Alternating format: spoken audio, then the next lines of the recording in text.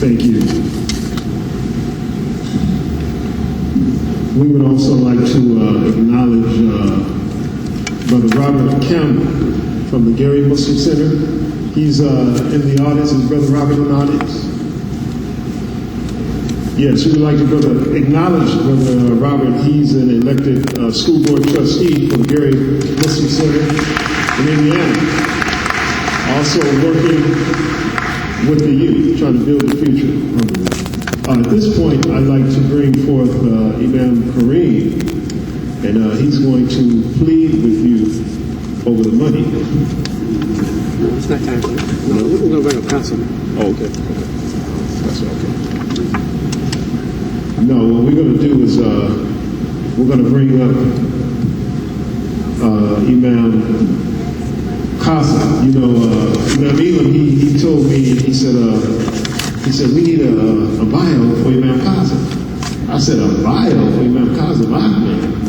I said, man, that's like you got to have to buy one of his many books to do that. I said, that's going to take forever. So, you know, at this point, we're going to bring up Imam Qasim Ahmed, who is, you know, excellent Imam in the community, excellent scholar. Thank you very much. Assalamu alaikum. Bismillahir Rahmanir Rahim. Alhamdulillahi alladhi khalaqa al-insana fi ahsani taqweem. وبعث النبيين مبشرين ومنذرين وأنزل مع الهمول الكتاب بالحق ليجر الناس إلى سبيل الهدى ويخرجهم من الظلمات إلى النور وأشهد أن لا إله إلا الله وحده لا شريك له وأشهد أن محمدا عبده ورسوله الحمد لله رب العالمين. Praise be to Allah, who has created the human being in the most excellent mold and upright constitution, and has sent his prophets and his messengers with good news as well as warning. And I witness that there is nothing worthy of worship except Allah, who is one and without partner. And I witness that Muhammad is his servant and his messenger. Dear beloved believers, guests, we greet you again. Peace be upon you. Assalamu alaikum. I'm very honored to be at home again in Chicago, Illinois. And I am thankful to the Mosqueers for the invitation to address my family here in Chicago and those of you from outside of Chicago. To the president of the Mosqueers, wonderful Deen, Mohammed, whom I've known, like Khalid said, since he was a young man. And I used to work and be one of his teachers in the school over there, you know. And he's grown up, like his father said, to be a fine young man and businessman. To the Mosqueers Convention Committee, we congratulate you on this wonderful convention. I've enjoyed every moment of it. And I want to say something to you. I just want to talk to you for just a few minutes on some advices that I got from Imam Muhammad in different situations. And one was, we was at a college once, and we were sitting on the stage, and I looked, there wasn't that many people in the audience. And I said, Brother Imam, it's not that many people here, you know. And I was concerned that it wasn't. You know what he told me? He said, I never worry about crowds. He said, Allah can have you speaking to 10,000 people, and he will only want one person in that crowd that he's going to use 10 years from now. So I never, after that, worried about whenever I talk to people. I talk to the soul that Allah wants out there, because I submit myself. Another thing, and I have to give you these advices, because they happen, they're live. Imam Mohammed gave a khutbah on 73rd Street, and I came into the office, and he said, Imam Qasim, that was a good khutbah.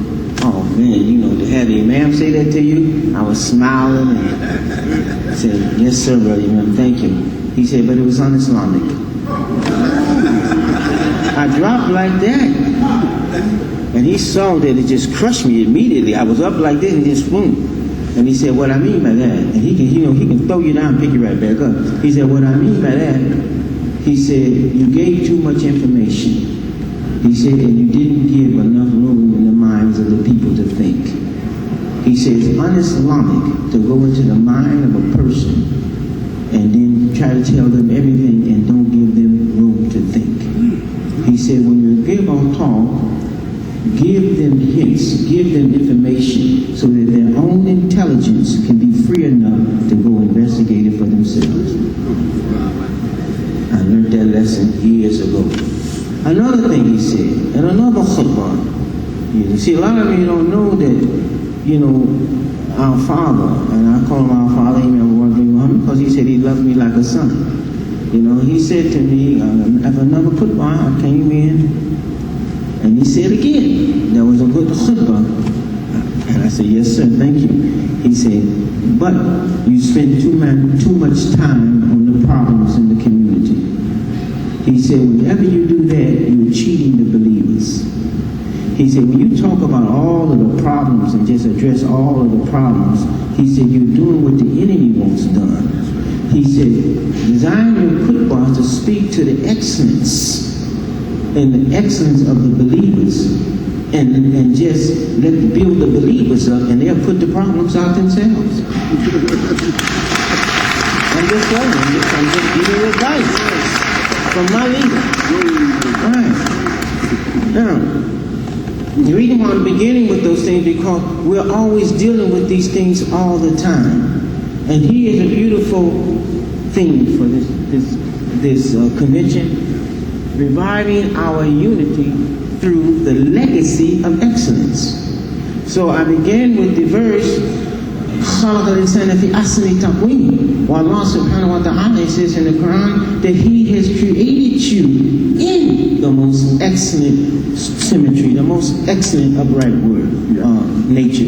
What does that mean? It means many things, but let me show you with this from Arabic. I have to speak to you from the Quran, from its revealed language, because it is its revealed language that revives the broken up spirit that meets with the oppressive word environment, as Imam Mohammed said once. He said, we live in an oppressive word environment. And you know words do what? They make people. So if I decorate your environment with words that oppress the excellence of your nature, it burdens you and you walk around even though the sun is up, your head is down all the time. You know what Imam said? He said, you look like you're looking for something on the ground all the time. He said, many of us don't even look at the sky because you're so burdened. So this excellent. It says, وَلَقَدْ خَلَقْنَا الْإِنسَانَ فِي أَحْسَنِ تَقْوِيمٍ. And certainly you have in fi ahsan. This word ahsan means excellent. And when you put an alif before hasan means good. Just like kabir means big, right? Kabir means big. But if you put an alif in front of kabir, it's what? Akbar, right? It means it's the superlative adjective, meaning that anything you set up next to it doesn't compete with it. So when you say ahsan, it means that your nature as a human being is more excellent than anything that has been developed in this creation. Why? Not because your material body is going to go back to dust.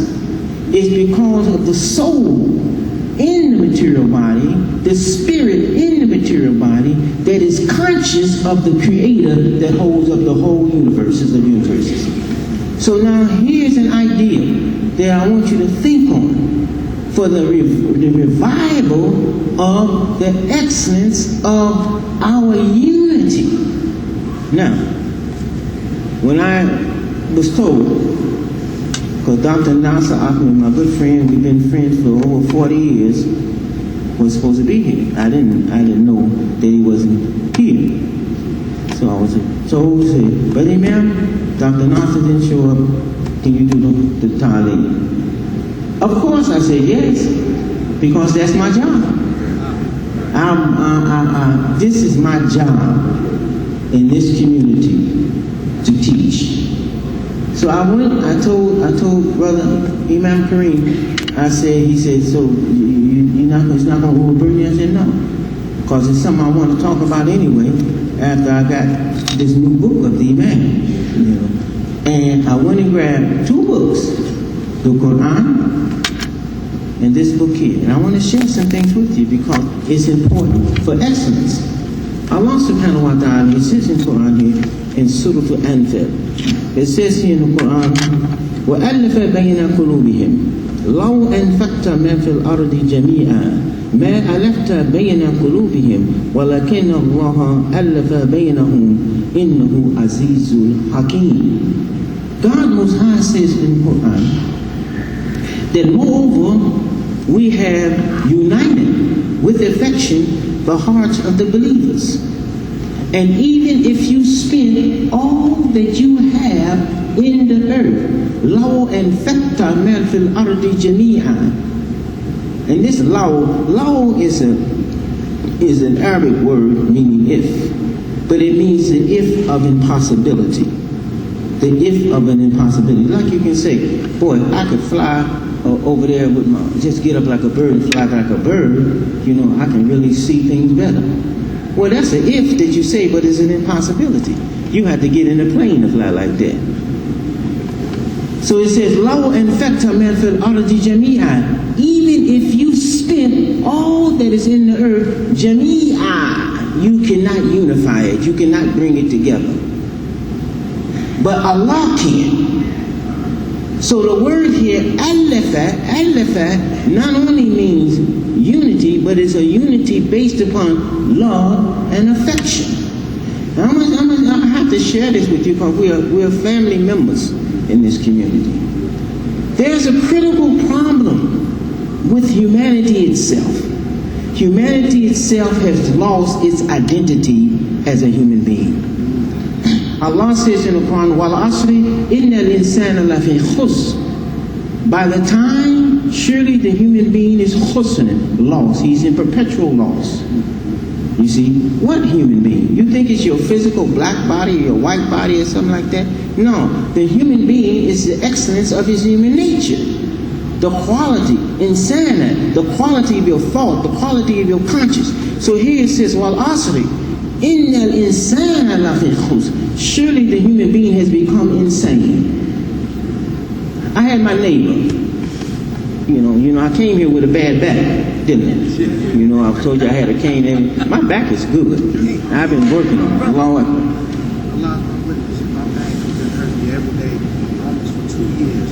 Since I came here on Friday, my back has not bothered me. I took aspirin once and it was about half. Allahu Akbar. He said the same thing. He said his back been bothering him for 2 days. He said since he been to the convention, it left. Well, I'm going to tell you, I came into the convention like this. And now I move like I want to. I've been getting better. Allah's the best knower. But here's my point. The nature of the excellence of the human being is under the command of He who created the nature. It's Allah. Don't think that you're going to build unity and build up on, we need unity on this and that. You ain't going to get that. That's only for Allah. You can be in Juma. Juma means to unite, don't it? Standing right back next to each other, unite. And the Deen is calling, you can be all in unity. But I might not like the person next to me, behind me, and on that side. I got to hurry up and make this prayer so I can get it from next to him. You know? Right? You know that. See? Because as soon as you finish Juma, you're arguing. So what was the use of praying? If you can't get up off that floor and embrace that brother and say, I love you. Or embrace that sister and say, I love you. Why would you get up off the floor after praying to God in the most pure language and then go and say, you know, sister so-and-so, then she got that on again. That's a form of misplaced misplaced intellectual qualities. You see, so the human being is insane, or he's lost. Because when I was in Houston, there was it was in Florida. Somebody had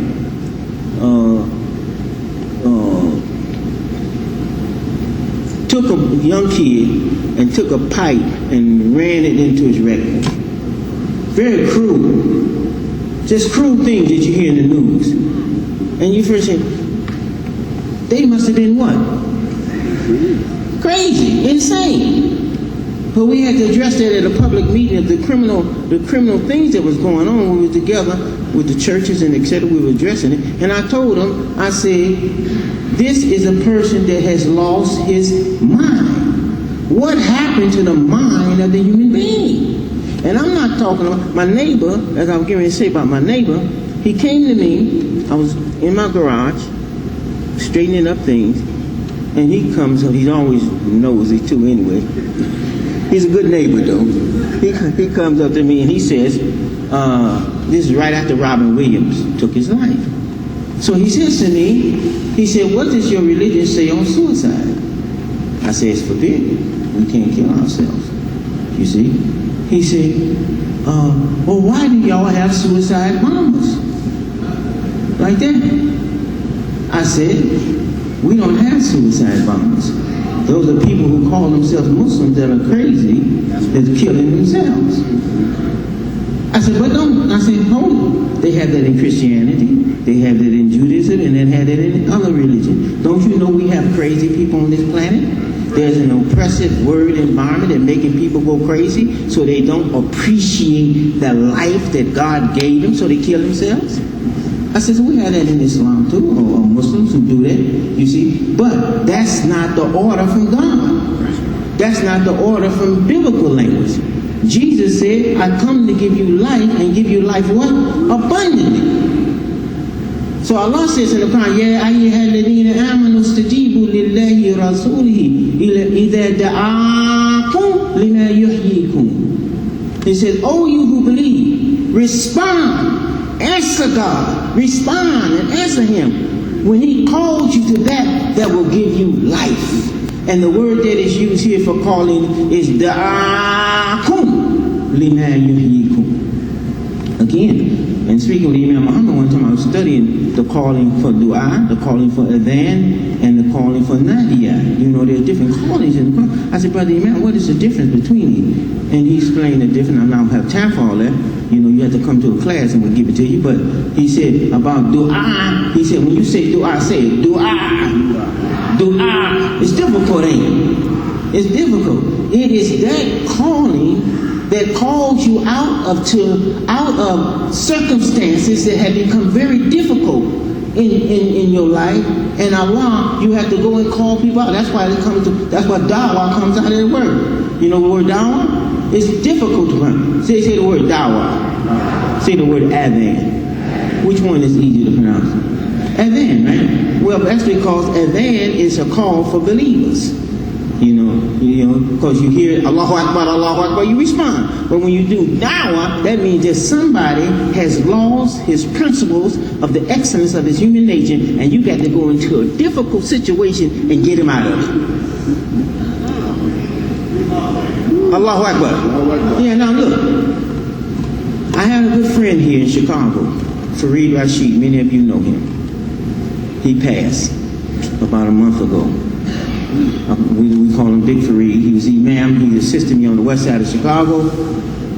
And he came from one of the most vicious gangs that was here in the Chicago area called the Vice Lords. You heard of the Vice Lords? On the west side of Chicago.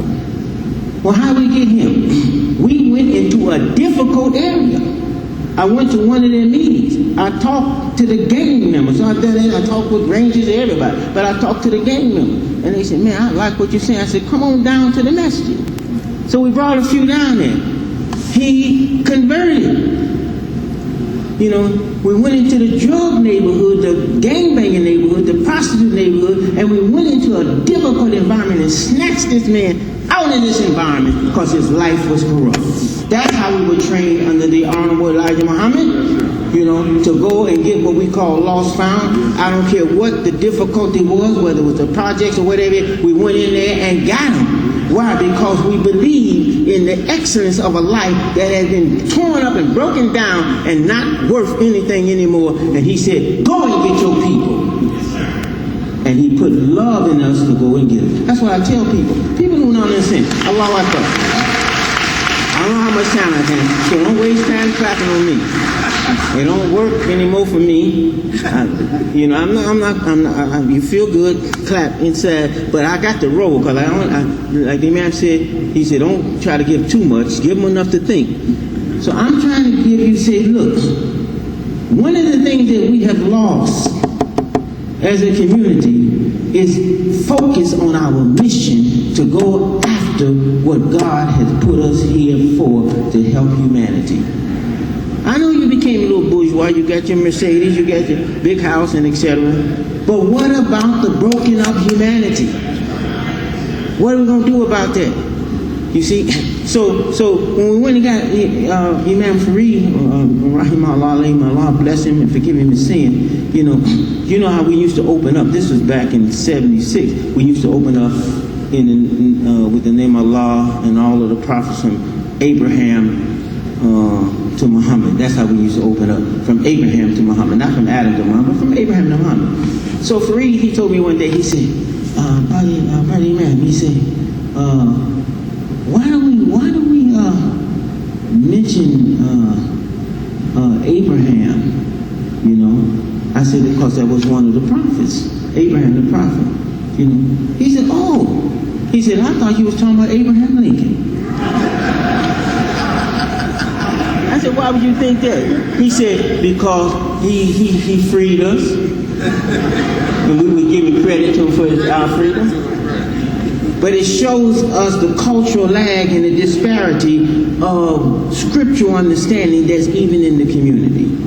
Here's a gangbanger that didn't even know that Abraham was a prophet. You see, he thinking it's Abraham Lincoln. You know, so the reason why I'm saying this to you, brothers and sisters,